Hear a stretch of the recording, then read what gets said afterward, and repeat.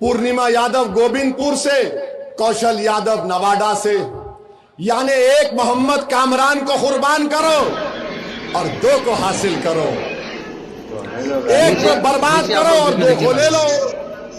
ये सच्चाई है गठबंधन की। इसीलिए हमको गाली देते हैं, हम पर उंगलियां उठाते हैं। मेरे अजीज दोस्तों और बुजुर्गों, अगर आप पूरी तैयारी के साथ इस नौजवान को कामयाब करेंगे जो गरीब खानदान से लड़कर पढ़ लिख कर आगे आया है, तो किशनगंज में यकीनन काम होगा, विकास का काम होगा। 30-35 साल से आप इस उम्मीद पर अपना वोट दे रहे हैं कि शायद कुछ हो जाएगा। मेरे भाई याद रखिए, लम्हों ने खता की, सदियों ने सजा पाई। हमने कभी भी सीमांचल के मुफाद पर कॉम्प्रोमाइज नहीं किया। ये कांग्रेस पार्टी का एक सांसद बोलता है ओवैसी की जात क्या है, ओवैसी की जमीन क्या है, ओवैसी की दौलत क्या है। अरे सुन, मैं मुसलमान हूं, गयूर मुसलमान हूं। मैं रसूलुल्लाह सल्लल्लाहु अलैहि वसल्लम का उम्मती हूं। बहरूपिया बोलता है मेरा नाम मेरे अब्बा और अम्मा ने असदुद्दीन रखा, दीन का शेर के नाम से रखा। नीचे आप लोग वीडियो देखिए। पूछता है मेरी जमीन कितनी है। अच्छा वीडियो है। अरे पूरा सीमांचल मेरा है, बता तेरा क्या है। अच्छा बोला है भाई। तुझे देखना है ना, कभी सीमांचल के किसी चौराहे पर तू ठहर जा, मैं भी ठहरता हूं, देखते हैं क्या तमाशा होता है। बोलता है ये वहां से आया। भाई साहब, हमारे अब्बा, कायनात के अब्बा आदम अलैहिस्सलाम को जब अल्लाह ने दुनिया में भेजा तो वो कहाँ कदम रखे? भारत में रखे। तो अब्बा की जमीन हुई नहीं हुई? अब अब्बा की जमीन में मेरा हक नहीं है तो क्या तेरा हक होगा? जबान का मुकाबला मत करो, सच्चाई को बयान करो। तुम एक अपनी पार्टी के अध्यक्ष बनने के लिए ओवैसी को इस्तेमाल कर रहे हो।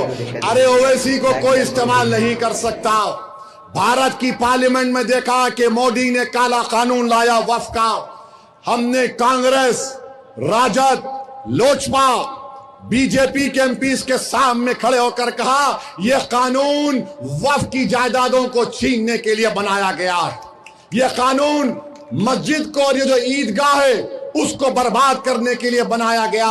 संविधान के दलीलें देकर 128 पेज की रिपोर्ट देकर हमने मोदी, अमित शाह और नीतीश कुमार के एमपीज की आंखों में आकर डालकर कहा कि हम अकेले हैं मगर सीमांचल की जनता की आवाज हूं, भारत के 14 करोड़ की आवाज हूं और उनकी उम्मीद पर, उनके भरोसे पर कह रहा हूं यह कानून गलत है। उसको फाड़कर पार्लियामेंट के फर्श पर फेंक दिया। और आज आप हमको चरमपंथी बोलते हैं। चरमपंथी जिसके चेहरे पे दाढ़ी है, टोपी है। कमरुल हुदा कल, अगर आप कल सुनिए, कल कमरुल हुदा दाढ़ी छोड़ लेंगे तो क्या चरमपंथी हो जाएंगे? यहां इतने लोग हैं जिनके चेहरे पे दाढ़ी है, सर पे टोपी है, मां और बहनों के सर पे पल्लो है, हिजाब है, बुर्का है। जो पटना का मुख्यमंत्री बनना चाहता है वो चरमपंथी बोलकर सीमांचल नहीं बल्कि 17% अल्पसंख्यक समाज की तौहीन किया है। अभी मुख्यमंत्री नहीं बना, तलवार बांटने वाले को टिकट दिया। अभी मुख्यमंत्री नहीं बना, अफजल को हरा दिया। अभी मुख्यमंत्री नहीं बना, खुर्रम को टिकट काट दिया।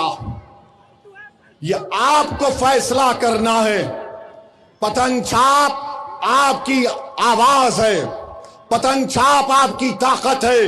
सीमांचल के इंसाफ के लिए, यहां के नौजवानों के पलायन को रोकने के लिए, यहां के मासूम बच्चे जो अपनी मां की कोख से पैदा होते हैं उनकी जिंदगी को बचाने के लिए, बच्चियों के कॉलेज का इंतजाम करने के लिए, नदी के कटाव को रोकने के लिए, टाटबंद का काम कराने के लिए, एएमयू कैंपस को सुधारने के लिए, आपकी एक सियासी ताकत को बनाने के लिए 11 तारीख को पतंग छाप को आप वोट देंगे और सीमांचल को कामयाब करेंगे।